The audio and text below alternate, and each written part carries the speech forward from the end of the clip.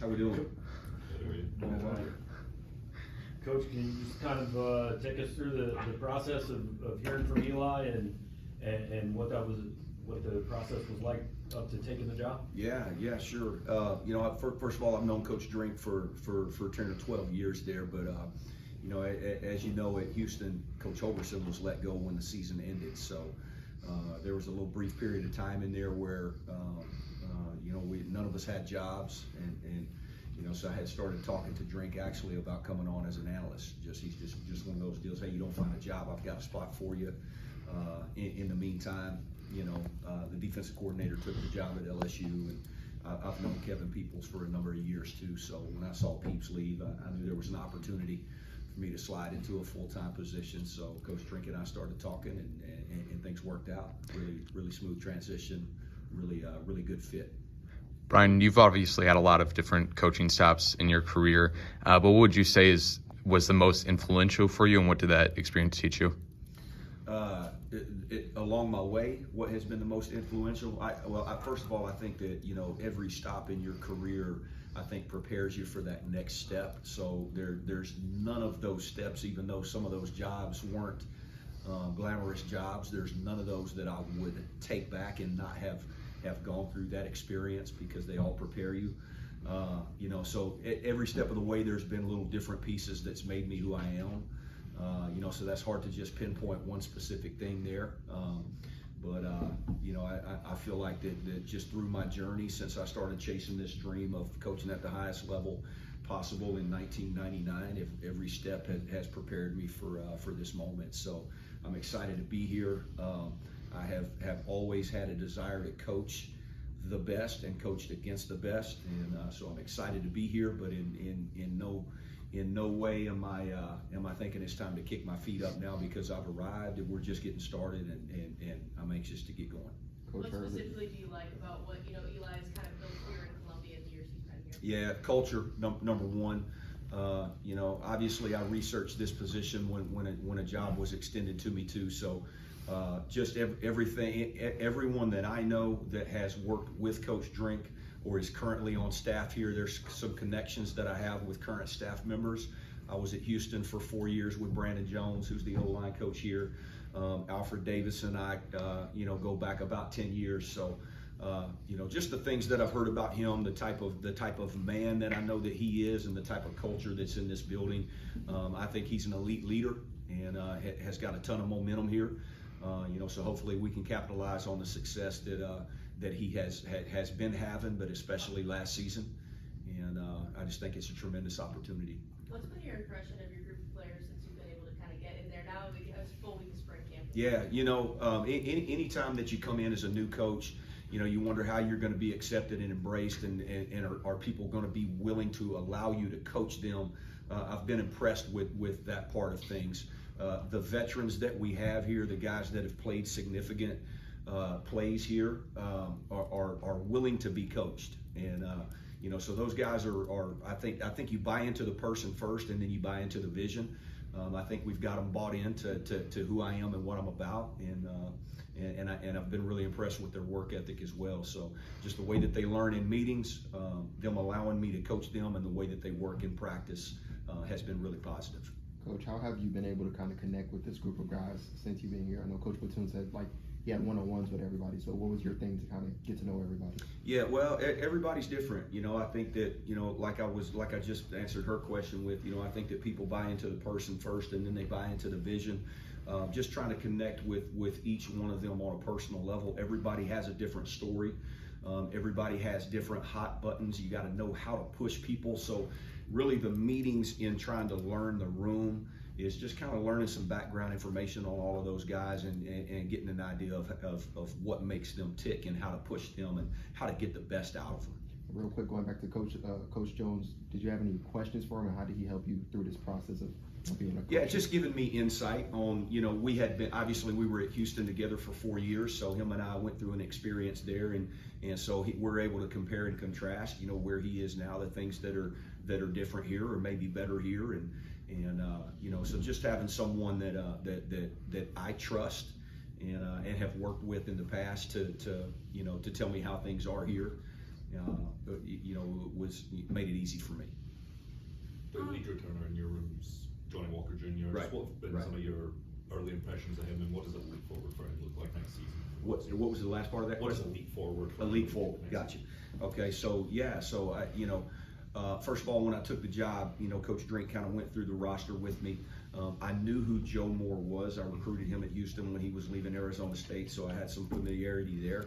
Obviously I knew that Johnny had a really good season, and was Cotton Bowl MVP and has played a lot of football around here. So those guys, really having those guys that, we talk about in here that great players make everyone around them better. So that's really the challenge for someone like Johnny. It is not only try to improve as an individual, but also, instead of calling guys out, call guys up. Try to help me coach some of these younger guys. So I think that he's embracing that leadership role.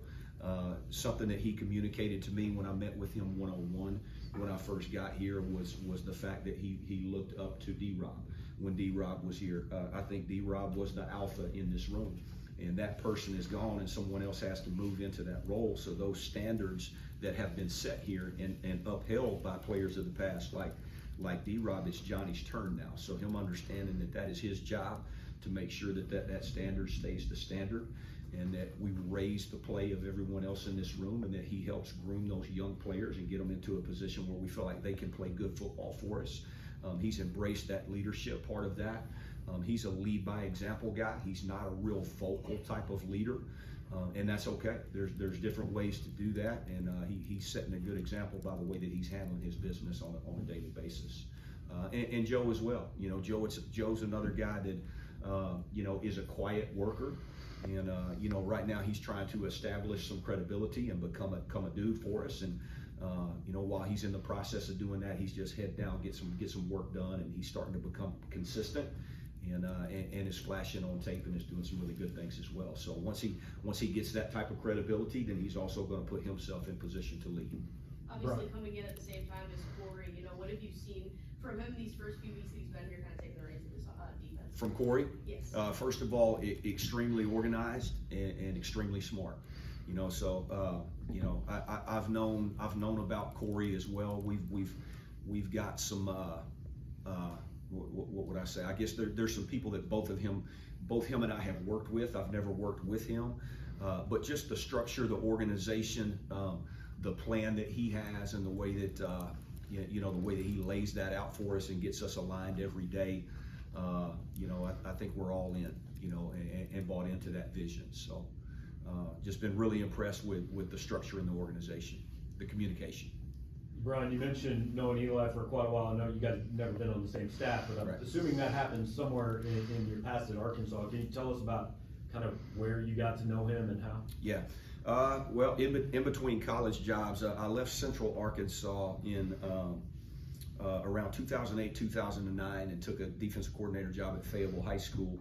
And at that point in time, Coach Drink was the offensive coordinator. I was the defensive coordinator at Fayetteville High School when he was the offensive coordinator at Springdale High School. We were in the same conference, so he got me. We played once, I think, before he ended up taking an analyst job at Auburn, but they got after us pretty good, my first year there at Fayetteville. So I've known him from that, and obviously he was at Arkansas State under Gus, and then also under Brian Harsin. And when Harsin was leaving, I was coming into Arkansas State. So there was a couple of weeks there where Drink was still at Arkansas State, had not left and gone to Boise yet. And I was already in there working for Coach Anderson, so we crossed over again there. So just one of those guys I've stayed in touch with. A lot of coaches that get to this level will talk about how many guys there are that are high school coaches that are good enough to do this that never get that break or make that connection. I mean, Yeah, the absolutely. fact that you and Eli are here, what Gus has done, Yeah. you kind of look back at that with a little amazement. Yeah, it really, and there's another one too. At that point in time, when we were in that conference, Barry Lunny was the offensive coordinator at Bentonville. He's the offensive coordinator at Illinois now too. So there was a couple of guys in that league, but that's the hard way to do it. You don't see that very often. I think that's why that's uncommon. It's crazy that just that small conference right there in Arkansas has turned out, a few pretty good ball coaches. But that's definitely the hard path to start out at that high school level and then try to work your way into college jobs. But And I didn't start there. You know, I was in some college jobs before I went to Fayetteville and stuff, but it's been, you know, the journey to get here hasn't always just been a straight arrow. There's been a lot of times where I had to take a step back to get to where I wanted to go. You know, but it's all about trying to put yourself in a position to be where I am today. So. You mentioned that you crossed paths with Al Davis as well. Yeah. I'm assuming that was in Arkansas. Yeah. Can you Yeah, talk a so little bit yeah, about when Alfred finished playing at the University of Arkansas was when I was at Fayetteville High School. And so Al likes to say that I gave him his first job. He was actually a volunteer. So when I was at Fayetteville High School, Al was coming over and he was coaching defensive tackles for me when I was the defensive coordinator there. He had just got done playing at Arkansas and was trying to get into coaching. So hey, we're like, hey, come on over and we'll cut you loose with some defensive tackles and stuff. So I think that's where he found the passion for coaching. You know, he realized he came over and had a good time doing that, had some good players at the time, and realized that was his calling and that's what he wanted to do. So that's pretty cool too. on an X's and O's standpoint, how you'll be working pretty closely with Yeah. him, Yeah. just how do your two styles mesh? Yeah, Is it- I think, you know, and that's a good question, and that's one of the reasons that I felt good about taking this job too. Is you know, first of all, in the last 10 years, I've had the entire D line, so I've had the interior and the edges at both Arkansas State and at Houston. I've been on staffs before where it was split, and you had a D tackles coach and an edges coach. The chemistry between those two coaches has to be really good in order for that dynamic to work. There are certain things that you've got to be able to work together on as a defensive line. You know, you want to have chemistry as a unit when it comes to pass rush games, when it comes to, you know, stunts and pressures and things like that. You got to be on the same page. You know, so there's a lot of things that we'll do together. So knowing Al and knowing that our coaching philosophies match and our personalities match, you know, also made this a good fit for me. What you were talking about earlier about knowing, like, kind of gauging each player, their differences, and how to connect with them, that also seems to be a big part of the culture and philosophy that Eli has built here. How would you kind of assess that ability on the staff, and how important do you think that is to translating to on-field success? That's critical. I mean, the player-coach relationship, you know, I think that, you know, you can't really coach guys hard and you can't really push guys hard unless you know them and unless you love them. So getting to know them on that level, I think, allows you to push them and get the most out of them. So Coach Drink fosters that. It's about more than just ball here, and it's about getting to know the player and caring about the people in your room. That's the culture here.